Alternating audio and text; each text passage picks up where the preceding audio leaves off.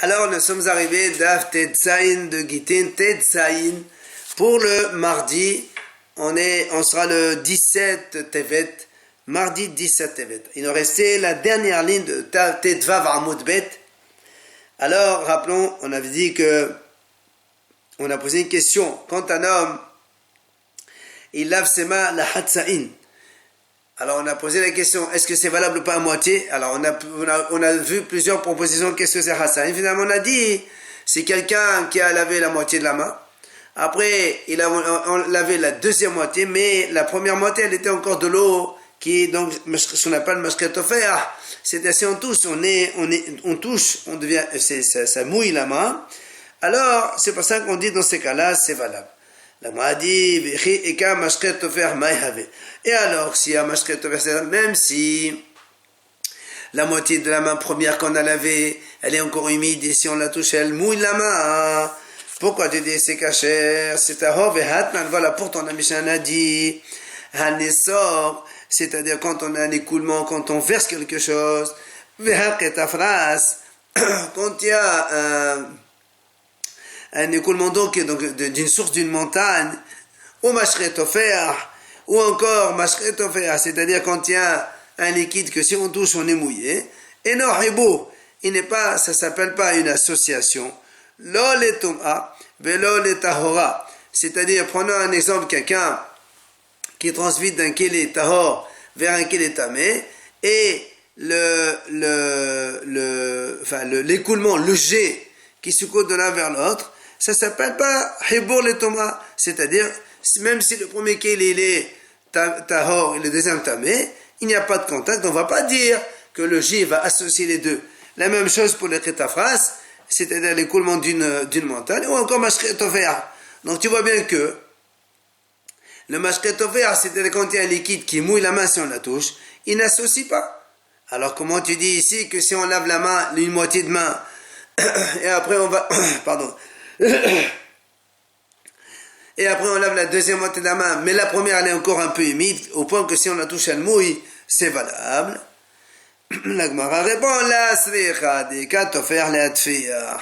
Dis non, ici, en fait, ce qu'on appelle tofer la tfiya, la main elle est encore mouillée, au point que même si on touche, non seulement la main elle est humide, mais la main elle est mouillée pour pouvoir encore mouiller un autre donc contact.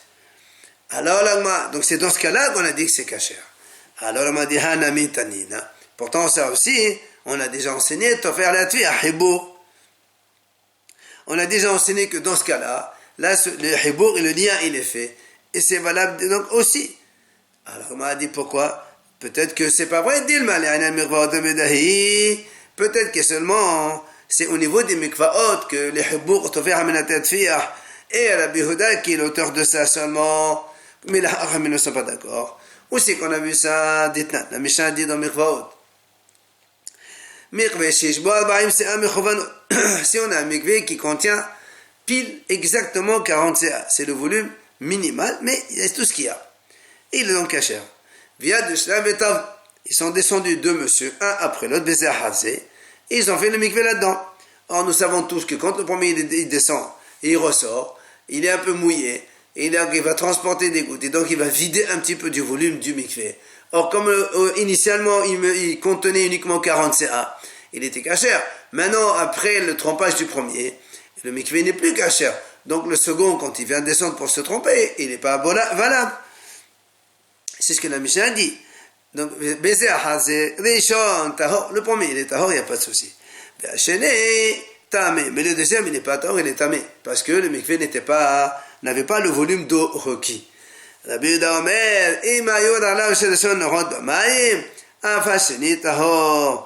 a dit Rabbi Yehuda, par contre, si le premier qui a fait le mikveh, il a encore le pied dans l'eau, il n'a pas quitté complètement le mikveh, eh bien, dans ces cas-là, même le deuxième aussi, il est tahor. Justement pourquoi? Parce que le volume d'eau que le monsieur premier qui a fait mikveh, qui a trempé, comme il a encore le contact avec le mikveh, alors on associe ce qu'on appelle tofer la tfiya. C'est pour ça que la Gemara a dit peut-être que ça c'est valable uniquement pour les mikvaot et pas pour autre chose. Amar Rabbi Yirmiyah. Il vient Rabbi Yirmiyah et dit, Hadi Amr, nous savons que les Chachamim ont dit, Habado shovelo b'maim sheovin. V'tahos shnef l'ardo shoardo bo shalogin maim sheovin tameh. Nous savons qu'on a vu ça dans Shabbat, parmi les 18 xérot que les Chachamim ont fait. À l'époque, les gens, quand ils faisaient mikvé, comme les mikvés étaient sales, ils allaient aussi tremper dans un bain, un bet merhas, un bain. Or, Chachamim ont dit, puisqu'on avait peur que les gens, ils vont laisser tomber le mikvé et aller uniquement dans le bet merhas. Chachamim ont dit, Habad shovelo b'maim sheovin. Celui qui va tremper dans de l'eau, donc dans un bain, eh bien, il est tamé même s'il a fait ça après le mikvé. Mais ou encore une autre raison. Un homme pur, il s'est laissé verser sur lui 3 logs, donc 1 litre de eau puisée, il est tamé medrabanan lui aussi, c'est-à-dire, après le mikvé, il a fait ça, là aussi, donc, on dit qu'il est tamé, on dit que c'est rare, pour ne pas que les gens y croient que c'est ça qui va rendre pur. Alors, Rabbi Yirmiyah, il pose une question. Ici maintenant quelqu'un, il a fait le mikvé normal. Après, il a été trempé la moitié de son corps dans le maim sheovin, dans un bain donc, et l'autre moitié de son corps, il a versé 3 login maim. Est-ce que ça s'associe les deux moitiés pour le rendre impur, oui ou non? A dit, pas de réponse. Enfin, Amar la papa dans le même style.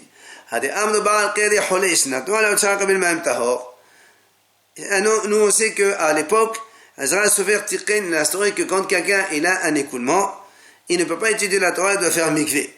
On a dit si c'est un cholé, quelqu'un il est malade, alors il a versé sur lui 9 kabin maïm. Comme il ne peut pas aller faire le mikvé, il s'est laissé verser, donc 9 kav d'eau, de ce qu'on appelle nous 13 litres et demi d'eau, chez Ovim puisé. Alors il dit tort. Alors bah il a papa, si maintenant quelqu'un, il a fait la moitié de son corps tvila et l'autre moitié en versant, qu'est-ce que c'est? Teqo l'agma a dit, il n'y a pas de réponse non plus. Maintenant, on revient à notre sujet de la Mishnah. On a dit dans la Mishnah, Echad omer befanai nechtav ou Echad omer befanai nechtam, le guet il est pas sourd. Rappelons donc, on a dit dans la Mishnah, si quelqu'un, un shaliach, il dit, moi, le guet il a été écrit devant moi. Un deuxième shaliach, il dit, moi, le guet il a été signé devant moi. On a dit, c'est pas valable, pas soul. Parce que on peut pas faire un pour une. Hachamim techno qu'un seul shaliach, il dit les deux. Et donc, il n'a pas été que Takalat Hachamim, c'est pas bon. Amar Rav Shemuel Bar Yehuda, Amar Rabbi Yohanan. Il a dit Rav Shemuel au nom de Rabbi Yohanan. Lo shanu. Quand est-ce qu'on a dit que ce guet il est pas soul? Ella she'en haget yosem etahad yedei shneim. Ça veut dire que cela, le pas soul, c'est lorsque seulement le guet, il n'est pas tenu par les deux shlichim. Il y a un seul shaliach qui le tient. Lui, il dit devant moi, il a été écrit. Le deuxième, il vient à côté, mais il ne tient pas le guet, il dit, devant moi, il a été signé. C'est ça ou c'est pas ça?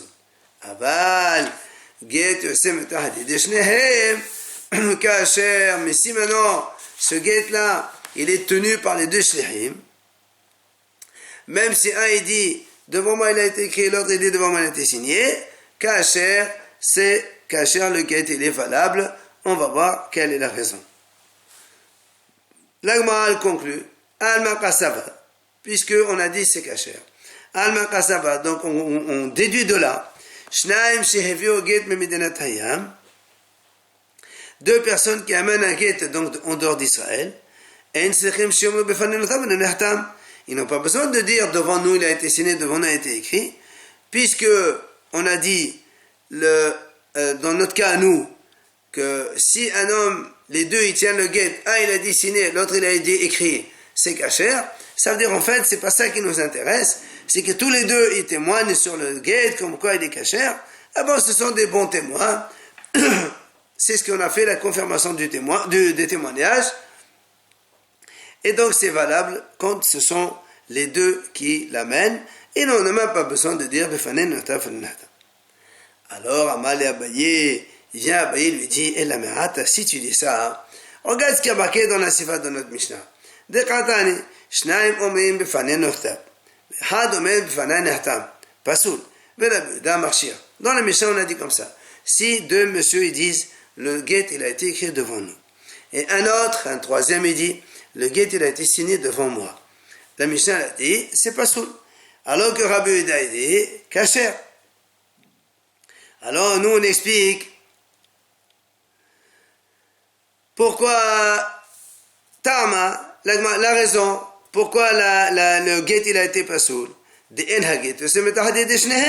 Parce que comme on a dit maintenant, seulement quand le guet il sort, donc il est tenu par les deux, c'est pour ça qu'il est kasher. Mais dans le cas où il n'est pas tenu par les deux, même quand il y en a deux qui disent devant nous il a été écrit, un il dit devant moi il a été signé, c'est pas soul. On m'a dit donc, tu vois bien que si le guet est sorti donc des deux, ça veut dire que les haramim vont dire que c'est kasher, comme on vient de déduire selon Rav Shmuel Bar Yehuda. Il lui a dit oui. Alors la Gemara a dit, elle pose une question. Alors dans ces cas-là, lorsque le guet, il ne sort pas des deux, il n'est pas été amené par deux shlichim, mais seulement deux ils disent devant moi il a été écrit, et l'autre il dit devant moi il a été signé. C'est quoi alors la discussion entre les haramim qui disent pasoul et Rabbi Yehuda qui dit kasher? Quelle est la raison? C'est ce que la Gemara a dit. Bemaï pliré. Alors on répond. Moi ça va, haramim qui ont dit pasoul, Gazrinan dilma atali ahlufi biqiyum shtadot d'alma bi'idihad. Haramim il dit, tu sais pourquoi il est pasoul? Parce que nous, quand on voit cela et qu'on va dire kasher, alors, comme il y a un seul qui a signé, les gens ils vont croire que la prochaine fois, quand n'importe quel autre shtar, avec un seul témoin, on va le confirmer. Or, nous savons très bien qu'on ne peut faire chiyum shtarot, une confirmation de shtar, qu'avec deux minimum. Alors, c'est pour ça que les haramim disent, ici c'est pasoul. Maintenant, quelle est la raison de Rabbi Yehuda qui a dit kasher? Il pense du Rabbi Yehuda, il n'y a pas la gazrinan. Pourquoi la gazrinan? Parce que comme il y en a deux autres qui sont là et qui témoignent comme quoi il a été écrit devant eux, alors il n'y a pas de xéra à faire dans ce cas-là. La Gemara ramène ici le Shana Achrena, une autre version. Amrila, on l'a dit d'une autre façon. Amar Rav Shmuel Bar Yehuda Amar Rabbi Yochanan. Afilu get Yosef.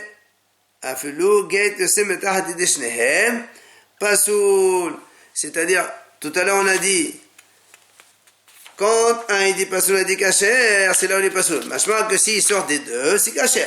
Maintenant, on a dit, non, il y a une autre version qui dit, même si le guet, il est amené par deux shlichim, et tous les deux ils le tiennent, il est pasoul quand même.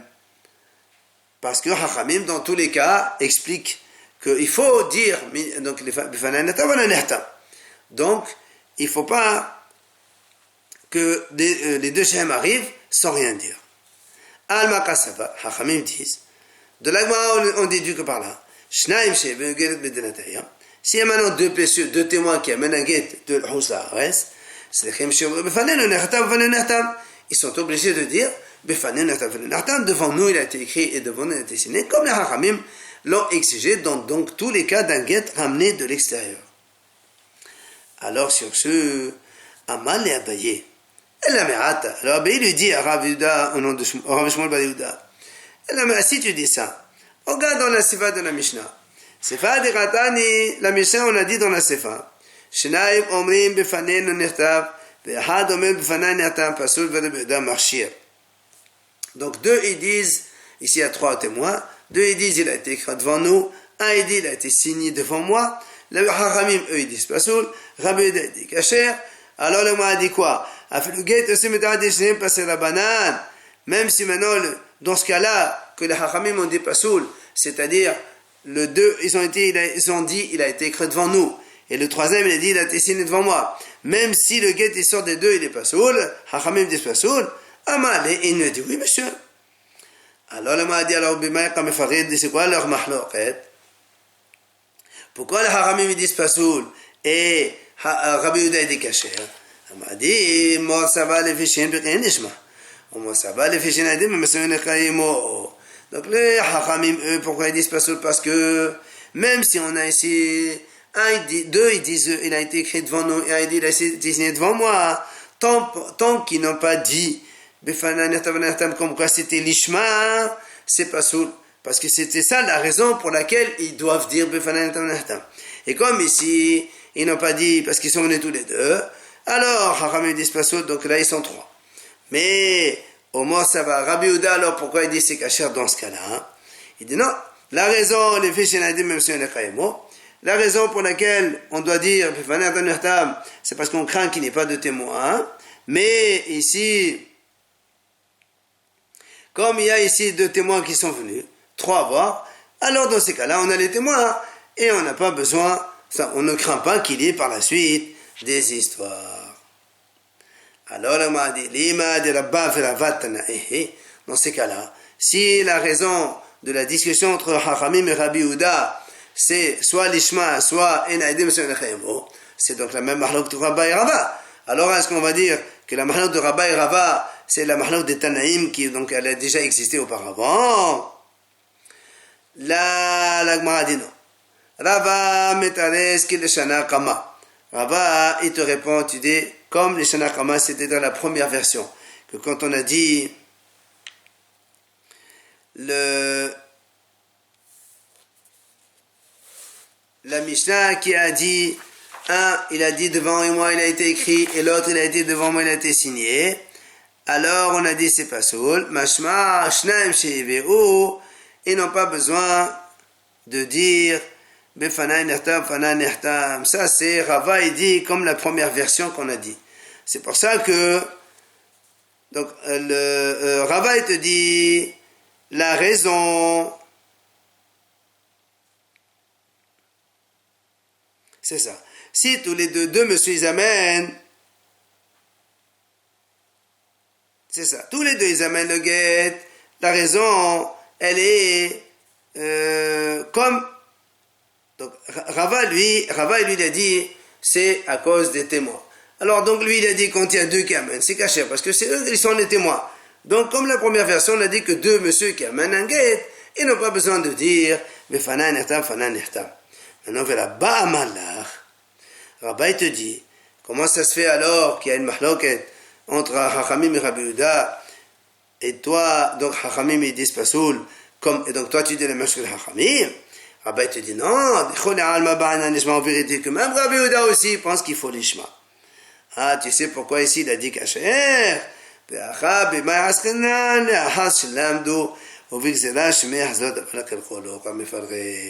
dit en fait ici on parle dans le cas où les Houssa'as aussi ils ont appris comme quoi il faut écrire l'ishma.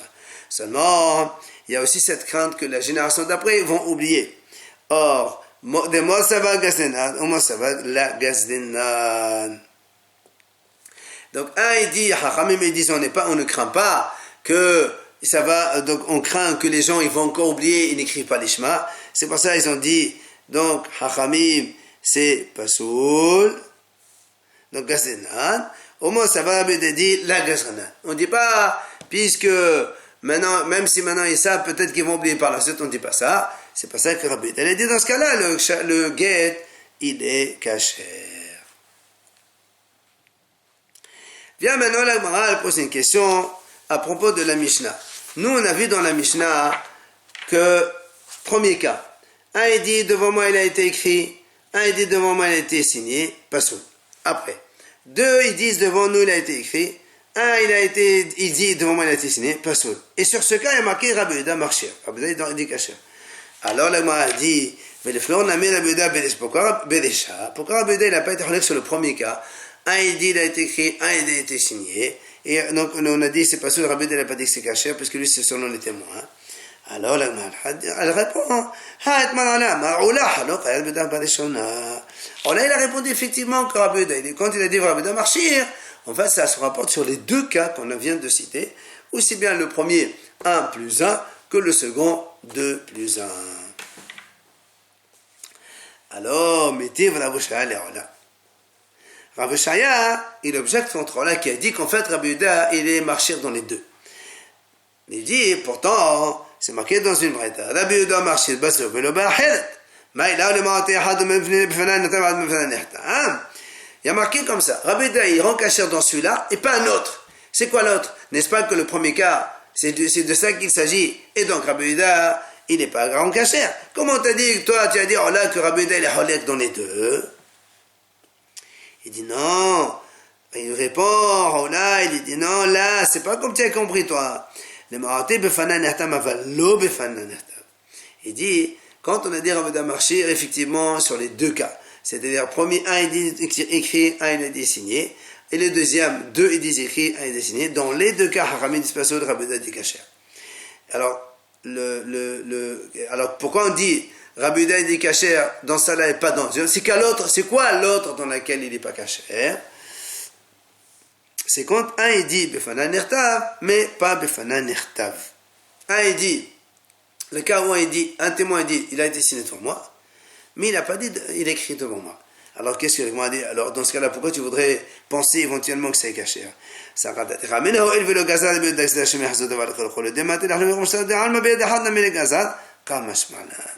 On a dit parce qu'on aurait pu penser que puisque Rabbi Yehuda n'est pas gozer, de peur que les gens y reviennent comme avant.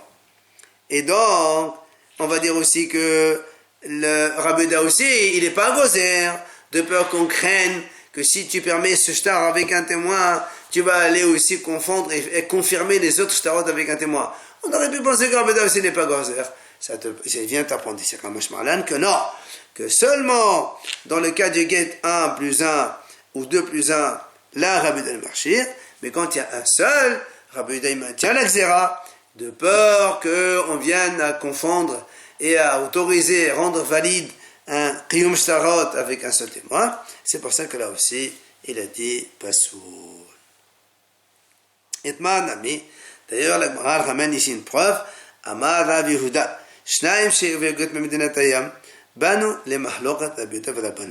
Quand il y a deux messieurs qui ont apporté un guet de Huzaras, c'est la mahloket entre Rabbi Yehuda et les Hachamim. Donc tu vois bien que même à 2, 1 plus 1, Rabbi Yehuda et Rabbanan, ils sont holkim.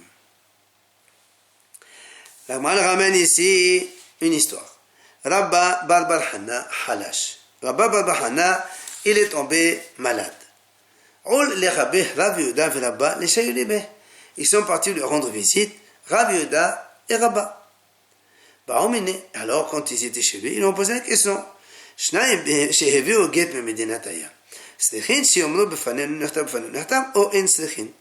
Deux personnes qui amènent un guet de Hosaras. Ils lui ont demandé la question à Ravuna, à Rabba Babahana qui était malade. Est-ce qu'ils doivent dire ces deux devant nous, il a été écrit devant nous, il a été signé, oui ou non? Amalahem, Enslechin. Ils lui ont dit, il leur a répondu, pardon, ils n'ont pas besoin. Pourquoi? Mais il leur dit, mais c'est évident. Si eux-mêmes ils viennent et disent, voilà, nous on est témoins, que ce monsieur, il a divorcé de sa femme, on n'y croit pas. C'est deux témoins, on les croit. Donc là aussi, c'est pareil, ils amènent deux guettes. Les deux, ils amènent un guet. C'est comme deux témoins, c'est valable. Adhachi, atahahu habbara. Shakla le shalga meqamayo. Entre-temps, il est venu un goy perse, il leur a pris la lumière. Il dit Rashi, parce que les Perses, ils avaient un jour où ils interdisaient à tout le monde d'allumer la lumière, sauf dans leur endroit d'Avodah Sarah, alors il leur a enlevé la lumière. Amar, il a dit, Rabba Baba Hana, Rahamana, Hashem, ou betulach devar Esav. Soit tu nous abrites sous ton ombre, ou sous l'ombre de Esav. Mais pas ceux de ces Perses qui nous empêchent d'étudier. Alors, on m'a dit comment? Les mêmes on a dit Adomai ma'alum et Persai. On m'a dit quoi? Ça veut dire que les Romains, ils sont meilleurs que les Perses. Vehatani Rabbi Hiya. Pourtant, Rabbi Hiya, il a enseigné Ma'ai dirtiv Elohim hevin dalka vehu yadat meqoma. Qu'est-ce que signifie le passage quand il dit Hachem, il a compris sa voie, son chemin, et c'est lui qui connaît sa place? Hachamim explique ce passage. יודע הקדוש ברוך הוא בישראל שאין יכולים לקבל גזירת אדומיים. עמד והכלה אותם לבבל. Hachamim ont expliqué, ils ont dit comme ça. Hachem, il connaissait Darka, la voix de la Torah. Il savait que Hachem, il savait que les bénis Israël ne peuvent pas supporter l'exil de Rome. Qu'est-ce qu'il a fait? Il les a mis à Babel. Donc, tu vois bien que les Babyloniens, ils sont meilleurs que les Romains. Alors comment, là-bas, Baba Hana, il dit, j'aurais préféré sous Issa, mais pas sous ses Perses. Il m'a dit, la Kashia, il n'y a pas de question. Pourquoi? המקמדני תחברי לבבל, הלבתה דעה תחברי לבבל. La m'a dit en fait c'est une différence. Effectivement, les Babyloniens ils sont bien, mais les Perses avant qu'ils arrivent à Babel, c'est vrai c'était mieux les Babel que les Romains. Mais quand ils sont venus ces Perses à Babel, eux c'est des Réchaïm, ils sont beaucoup plus violents et dangereux vis-à-vis d'Israël. C'est pour ça qu'il a dit je préfère les Romains plutôt que les Perses qui sont à Babel.